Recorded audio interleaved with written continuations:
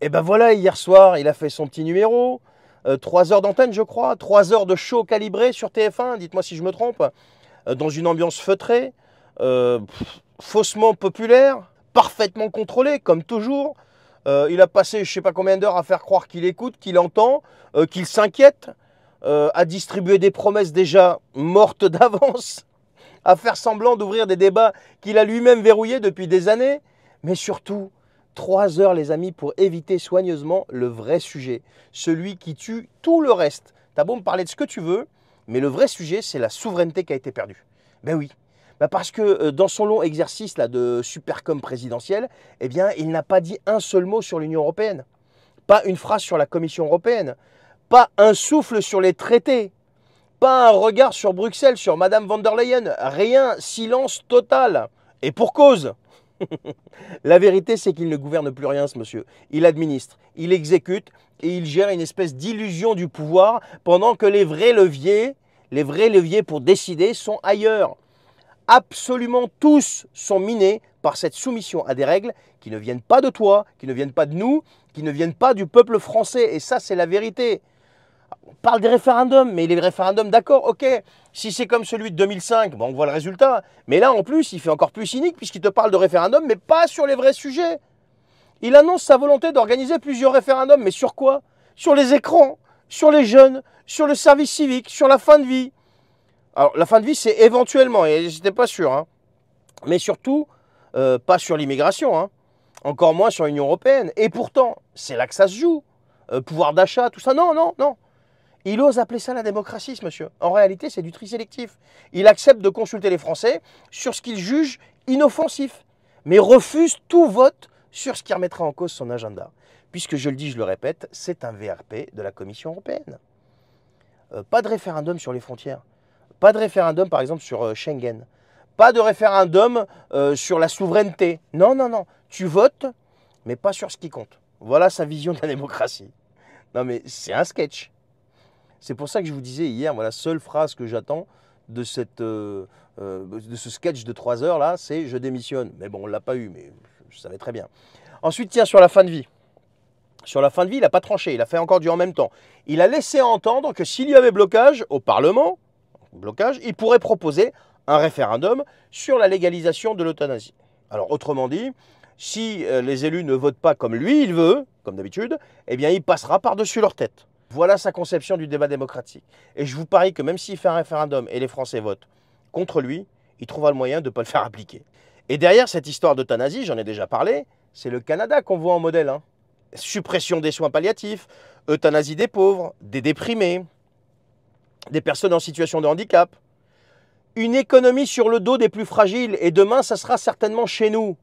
Voilà la vérité, c'est ça la réalité. Ensuite, le sujet de l'immigration. Tiens, parlons un petit peu de l'immigration. Oui, je sais, facho, machin, mais il faut en parler. Pourquoi, à votre avis, il refuse tout référendum sur l'immigration? Parce qu'il sait que même si le peuple votait pour des restrictions, eh bien, ce serait illégal au regard du droit européen.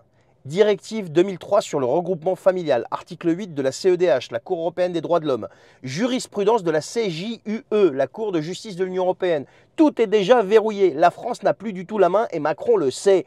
Il ne dit rien, il applique, il gère une politique qu'il n'a pas le droit de modifier. Parce qu'il n'est ni plus ni moins, je vous le dis et je vous le répète, le VRP de Bruxelles, et plus précisément de la Commission européenne, dirigée par von der Leyen et ses commissaires qui ne sont pas élus démocratiquement. Voilà. Le sujet qui tue, celui de Gaza. Double hypocrisie là.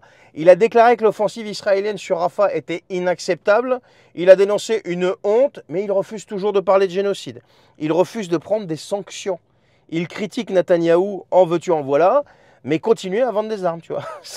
On est dans en même temps. C'est du théâtre. Il fait semblant de désapprouver pendant qu'il valide tout dans les faits. C'est ça qu'il faut regarder, ce sont les faits. Et pourquoi? Eh bien parce qu'il suit la ligne américaine, la ligne de l'OTAN, la ligne de l'Union européenne, tout simplement. La France ne parle plus, les amis, elle n'est qu'un relais. Il a parlé de l'Ukraine, bien sûr, il a menacé donc à nouveau la Russie de sanctions massives, ça me fait rire, si elle ne respectait pas un cessez-le-feu de 30 jours. Le mec, il est incapable d'assurer la sécurité chez lui, il menace la Russie. Bref. Mais il n'a pas dit un mot, d'ailleurs, sur le traité de sécurité signé avec Zelensky. Bon, sans l'avis du Parlement, ni celui signé avec la Pologne il y a quelques jours, le 7 mai, je crois, qui évoque quand même la dissuasion nucléaire. Il n'a pas dit un mot sur la présence d'agents français en Ukraine, ni sur la coalition de volontaires que Paris pousse depuis des mois. Et pourtant, ce sont des vraies décisions de guerre qu'il prend en secret, sans débat, sans vote, dans l'illégalité la plus complète. Violation des articles 35, je crois, et 53, etc. Il n'en parle pas de ça. Et tous les sbires qu'il y a autour de la table, il n'y en a pas un qui pose une question. C'est pour ça que je vous dis, tout est monté, prévu, calibré d'avance. Et concernant l'économie, ArcelorMittal, condamné par l'Union européenne, ça y est, salut. Est-ce que vous vous rendez compte une seule seconde qu'il a tenté de justifier la fermeture du site Arcelor de Florange, avec 600 emplois supprimés? C'était quoi sa réponse? Nationaliser coûterait trop cher. Voilà, c'est ça. Mais pour l'Ukraine, pour les ONG, pour les bureaucrates de Bruxelles, les milliards, sont toujours là, c'est pas trop cher ça. Et ce qu'il ne dit pas, c'est que la fermeture est provoquée par la concurrence libre et non faussée imposée par les traités européens. C'est la vérité. On ne peut pas aider nos industries, c'est interdit. On doit se laisser tuer. Et il s'exécute. Ça ne le dérange pas. C'est pour ça que je vous dis encore une fois, ce n'est ni plus ni moins qu'un VRP de Bruxelles. Et la justice, tiens, louer des prisons à l'étranger, faire payer les détenus. Non mais il a dévoilé son super plan pour les prisons surpeuplées. Payer des pays étrangers pour qu'ils enferment nos condamnés. Alors qu'il avait promis 15 000 places de prison. Non mais c'est un délire. Donc du coup, au lieu de faire ça, il va sous-traiter la justice, tu vois. Comme une livraison Amazon en fait. Non, mais donc du coup, tu es condamné, tu rentres en tôle, c'est un forfait. Ça, c'est sa vision. C'est la vision de Macron pour moderniser, si tu veux, l'univers carcéral. Voilà. Donc un plan low cost pour la sécurité pendant qu'on balance 50 milliards sur des partenariats européens sans lendemain qui sont foirés d'avance en fait. Tu vois, ça c'est du Macron. Il fait semblant, tu vois, d'agir, mais en fait, il est très très limité, tu vois.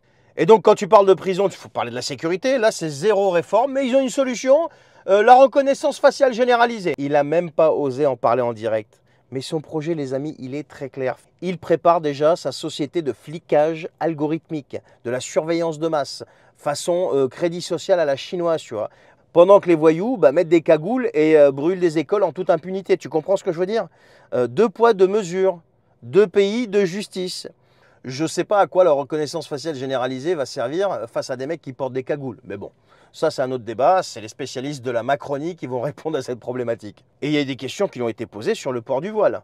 Donc on est toujours dans le en même temps. Qu'est-ce qu'il a répondu sur le port du voile, par exemple dans le sport?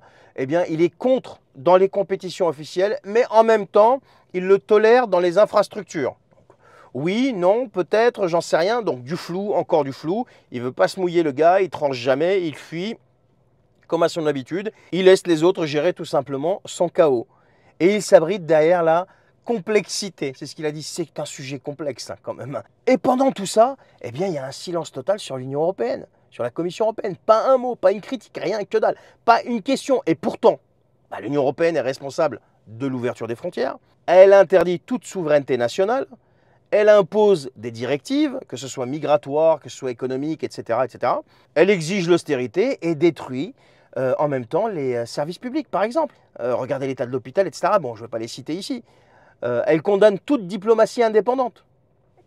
Tu ne peux pas faire preuve d'initiative diplomatique de manière indépendante. Il faut que tout soit validé par Bruxelles. Elle impose les accords de libre-échange. Regardez l'histoire du Mercosur et d'autres. Elle fixe les quotas agricoles, industriels, énergétiques. Regardez les factures énergétiques, regardez ce qui se passe avec notre industrie et regardez nos agriculteurs. Et donc elle interdit tout ce que les Français réclament depuis 20 ans, tout simplement. Et il paraît qu'ensemble on est plus fort ou je sais pas quoi, qu'il faut plus d'Europe. Bref. Et le problème c'est que Macron, président de la République française, n'en a rien dit de tout ça. Parce que lui-même n'est qu'un produit et qu'un VRP de ce système. Parce qu'il est l'enfant de Bruxelles et de la haute finance, les amis. Il est le VRP de tout ça, parce qu'il n'a jamais été élu pour défendre ce pays, mais il a été mis en place pour gérer sa liquidation en douceur. C'est un projet européen. Moins de nations, plus d'Europe. Et donc la vérité, elle est très simple. Tu peux faire tous les référendums que tu veux. Tu peux faire toutes les promesses que tu veux. Tant qu'on est dans cette Union européenne, sous la houlette de la Commission de Bruxelles, rien, strictement rien ne changera. Tu peux changer de ministre, de préfet, de maire, de gouvernement, de tout ce que tu veux. Tant qu'on est dans ce cadre, on ne décide de rien. Et Macron le sait. Et c'est pour ça qu'il évite la seule question qui compte, rester ou sortir de l'Union européenne. C'est ça comme référendum qu'il faut faire aux Français. D'ailleurs, ils en avaient fait un référendum comme ça en 2005. Hein. Ce n'était pas la même question, c'était pour la Constitution européenne. Les gens ont dit non, et c'était un non qui était clair, net et sans bavure. On nous a collé 2 ans après le traité de Lisbonne avec exactement, à peu de choses près, le même texte. Voilà. Donc les référendums, ils ne les respectent même pas.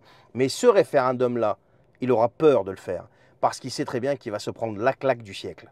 Et pourtant, il serait logique de faire ce référendum avec cette question, parce que si tu veux la souveraineté, il faut le Frexit. Si tu veux la paix, il faut sortir de l'OTAN. Si tu veux la justice, la vraie, il faut briser ce système de soumission. CEDH, CJUE, tout le reste, les amis, c'est du vent, des écrans, des spots télé, du bruit à 2 balles pour couvrir la défaite. Il est temps de poser la question, la vraie question, et exiger la réponse et la vraie réponse. Est-ce qu'on veut sortir de l'Union européenne, oui ou non? C'est aussi simple que ça. Faites ce référendum-là, et peut-être qu'on commencera à croire à un soupçon d'honnêteté de votre part. Mais je pense que le mot honnêteté ne fait pas du tout partie de leur logiciel, en fait. Voilà. Et vous voyez, encore une fois, c'est pour ça que je vous disais hier dans ma vidéo, avant ce sketch là de 3 heures, que la seule chose que je veux entendre moi, c'est je démissionne. Voilà. Et donc vous avez eu le résumé, désolé j'étais un petit peu long, de sa mascarade de 3 heures. Et voilà pourquoi moi, aujourd'hui, pour moi la seule solution, c'est qu'il parte. Donc soit démission, soit destitution. Allez, partagez cette vidéo s'il vous plaît, merci de m'avoir suivi et à la prochaine.